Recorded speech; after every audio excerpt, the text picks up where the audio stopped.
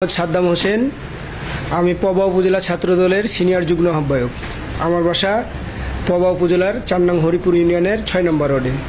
আমি বৈষম্য বিরোধী ছাত্র আন্দোলনের সঙ্গে যুক্ত হই 16 জুলাই এবং সেখান থেকে আন্দোলনে আমি প্রতিনিয়ত পথ চলা শুরু করি এবং বৈষম্য বিরোধী ছাত্রদের সঙ্গে আমরা একতাবদ্ধ হয়ে আন্দোলনটা যেন আরও বেগবান হয় সে লক্ষ্যে আমরা তাদের পাশে দাঁড়াই। আমি অ্যাডভোকেট শফিকুল হক মিলনের নেতৃত্বে, যেহেতু আমরা পবা উপজেলায় পবা মোহনপুরে রাজনীতি করি, আমি জেলা ছাত্র দলের রাজনীতি করি এবং অ্যাডভোকেট শফিকুল হক মিলনের নেতৃত্বে আমরা প্রথমে 19 জুলাই একতাবদ্ধ হই মহিলা কলেজের কাছে এবং আমিও অ্যাডভোকেট শফিকুল হক মিলনের নেতৃত্বে ওখানে নির্দেশে যাই এবং কি তার নির্দেশেও মহানগর সদস্য সচিব রফিকুল ইসলাম রবি যুবদলের তার মিছিলে আমরা একতাবদ্ধ হয়ে 50-60 জন যাই।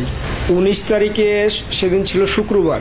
আমি বাসায় নামাজ পড়ি এবং নামাজ পড়ার পর আমি আমার সহযোদ্ধা সাহেবজাদাকে ফোন দিই যে তার বাসা থেকে তাকে উঠাই, একসঙ্গে আমরা মণি চত্বরের দিকে রওনা দিই।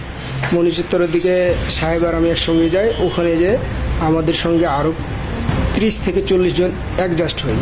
মহিলা কলেজের কাছে আমরা হাইস্ট 20 থেকে 15 মিনিট ওখানে অবস্থান করে যখন আমরা 30-40 জন হলাম, তারপর আমরা মুভমেন্ট শুরু করলাম মহানগর পার্টি অফিসের দিকে। সেদিনকে মহানগরের সারা বাংলাদেশে সমাবেশ ছিল বিএনপির। সেই বিএনপির সমাবেশে আমরা মিলিত হই অ্যাডভোকেট শফিকুল হক মিলনের নেতৃত্বে।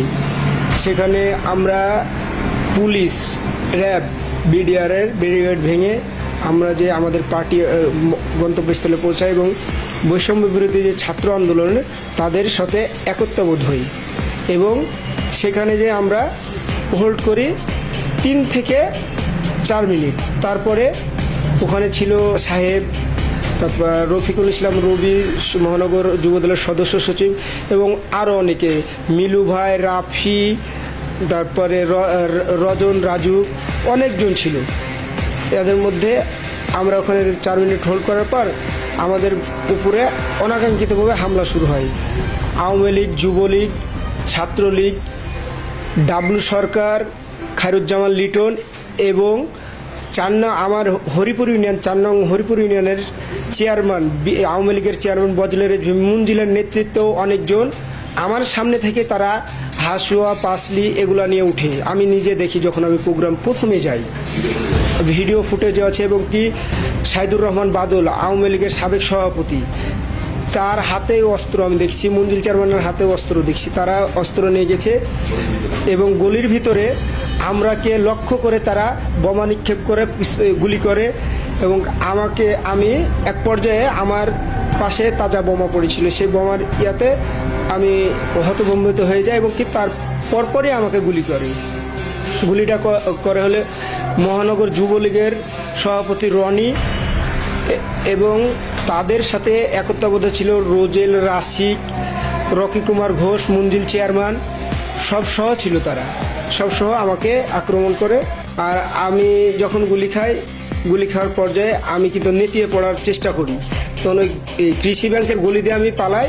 তখন দেখি যে গুলি করে মঞ্জিল চেয়ারম্যান, এরা সবাই গুলি করে।